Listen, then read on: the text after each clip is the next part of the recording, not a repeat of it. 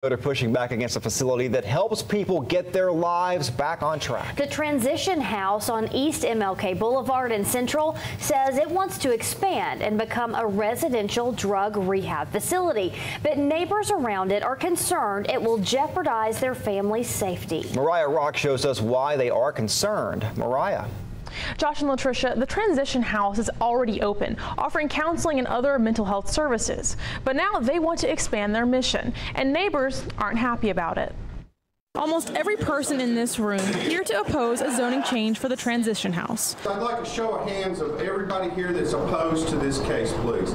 Please keep your hands up. Mary Mae Williamson lives near the counseling facility. Each one of us wants to go home to a place that is safe and secure. Williamson says she's afraid of what could happen if the treatment facility gets approval to become a residential program.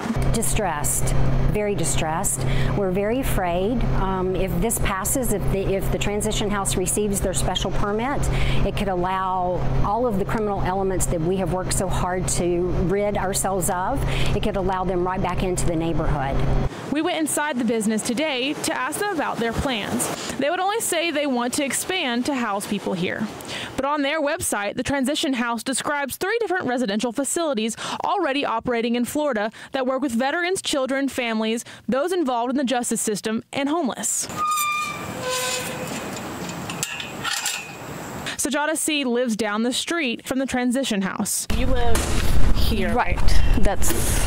This is an old building. It's almost 100 years old. She says she's worried about her kids spending time outside if these changes are approved. So that's my biggest concern, among other things. Me being right there with 2 kids, dog. I walk the neighborhood all the time, as we don't know what we are getting into.